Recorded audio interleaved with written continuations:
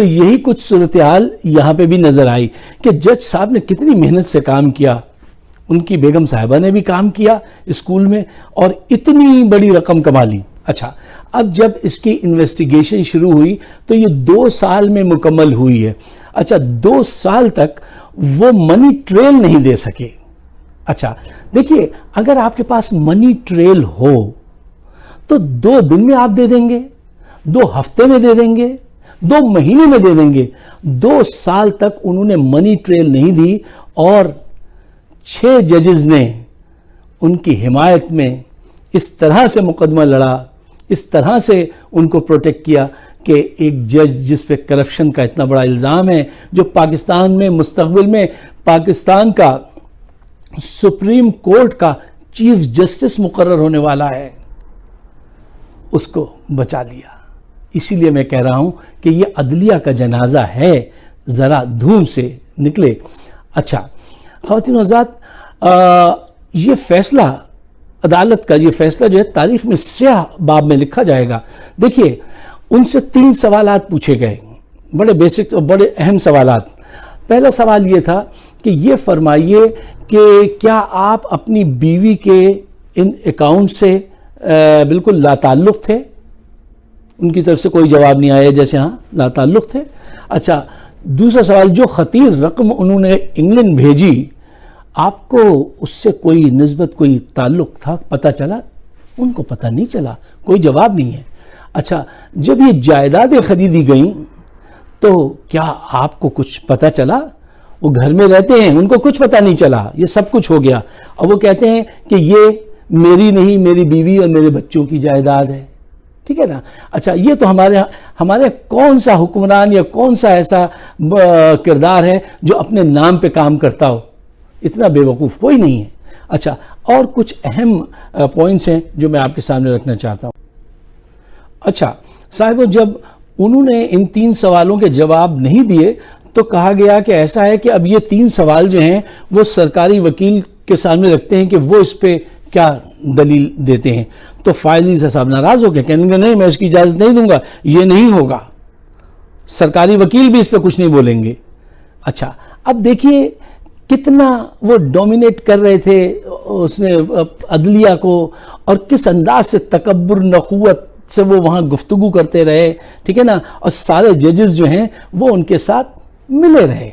اچھا، اس دوران میں ایک بڑی اہم بات ہوئی کہ ان کی طرف سے ایک بات کہی گئی کہ جناب ذرا جسٹس بندیال اور جسٹس منیب اختر صاحب سے ان کی جائیدادوں کے متعلق بھی سوال کیجئے کہ کتنی ہیں۔ ان کو بھی انہوں نے وہاں ننگا کر دیا۔ اس تالاب میں سب ننگے ہیں، پوری عدلیہ میں شاید اگر آپ گنیں تو یہ 5 ہے نا، 5 انگلیاں، شاید 4 یا 3 لوگ ملیں گے جو اس قابل ہوں کہ ان کو جج بنایا جائے۔ اس کردار کے لوگ جج بنتے ہیں۔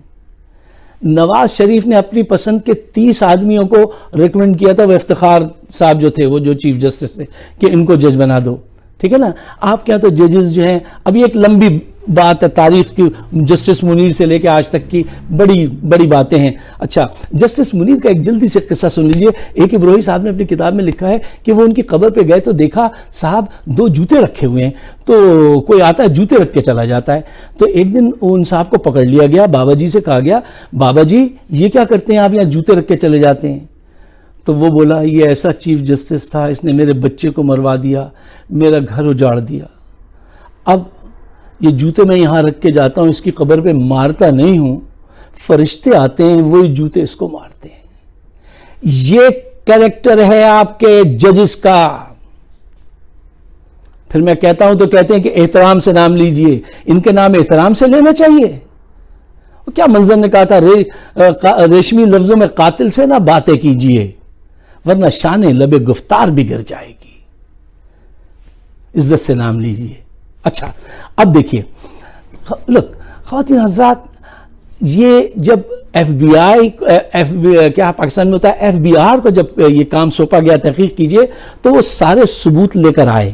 اچھا، اب وہ ثبوت جو ہیں وہ ان کے ساتھیوں نے جو ہے اس کو ایک طرف کر دیا۔ دیکھیے، اگر آپ ایک اچھا فیصلہ، سچا فیصلہ کرنا چاہتے ہیں تو آپ کے پاس سچے حقائق ہونے چاہیے، سچے ثبوت ہونے چاہیے. سچے ثبوت ہوں گے تو سچا فیصلہ ہوگا. اگر سچے ثبوت ہی نہیں ہوں گے تو اچھی انفارمیشن ہی نہیں ہوگی تو آپ سچا فیصلہ نہیں کر سکتے. اچھا، اب صورتحال یہ ہے کہ پاکستان میں جب کوئی ایسا مقدمہ آتا ہے تو پھر ایک بینچ بنا دیا جاتا ہے فیصلہ کرنے کے لیے. اب دیکھیے، سچ اور جھوٹ کے درمیان میں بھی اگر جنگ ہو، مقدمہ ہو، تو بھی فیصلہ عدد کی بنیاد پہ ہوگا. بینچ جو بیٹھا، اگر اس میں 10 آدمی ہیں اور 6 ان کی حمایت میں، یہ انجیکٹ کر دیتے ہیں وہاں اپنی پسند کے لوگ، وہ بیٹھے سن رہے ہیں کیس. اچھا، 6 اگر کہتے ہیں نہیں صاحب، فائز عیسیٰ صاحب نے جو ہے دن رات کورٹ چلایا اور بڑی محنت سے پیسے جمع کیے اور ان کی زمینیں تو اتنی تھیں کہ وہ ایک حد نگاہ تک مطلب جسٹیفائی کر دیا. وہ 6 آدمیوں کی وجہ سے، جن کو تاریخ اپنے اوراق میں ان کے نام لکھے گی کہ ایک جج کے کرپشن کو انہوں نے کیسے سپورٹ کیا تھا اور پورے معاشرے کو کیا میسج بھیجا تھا کہ اس ملک میں کرپشن کرنا جائز ہے اگر آپ طاقتور ہیں. یہ اب فیصلہ ہو گیا. اس فیصلے کے بعد یہ بات طے ہو گئی کہ پاکستان میں اگر آپ طاقتور ہیں تو کرپشن کرنا جائز ہے. ڈگری جعلی ہو تو سائیں کیا فرق پڑتا ہے، جج کرپٹ ہو تو کیا فرق پڑتا ہے. پاکستان کے لیے اس فیصلے نے بہت بری روایت قائم کی ہے. اب آئیے ہم اور آپ یہ کر سکتے ہیں کہ اس بات کو کم از کم سامنے ضرور لائیں. دیکھیں، چپ نہیں رہنا چاہیے، وہ بڑا گناہ ہے.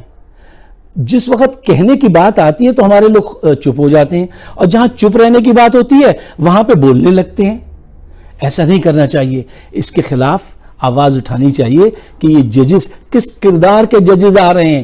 جس معاشرے کی عدلیہ کرپٹ ہو جائے، جس کے انٹلیکچوئلز کرپٹ ہو جائیں، جس کے صحافی بک جائیں، ملک کی نظریاتی سرحدوں بنیادوں کو کھودنے پہ کام لگ جائیں، این جی او سے پیسہ لیتے ہوں، وہاں فلاح کیسے ہوگی؟ اسی صورت میں ہوگی کہ جب ہم آپ بڑے پیمانے پہ اٹھیں اور ناانصافی کے خلاف آواز اٹھائیں. حضرت امام حسین علیہ السلام نے کہا تھا کہ انصاف کے لیے جتنی دیر سے اٹھو گے اتنی بڑی قربانی دینی پڑے گی. تو we better get up now. پاکستانیوں، get up and get them. آپ سب کا بہت بہت شکریہ.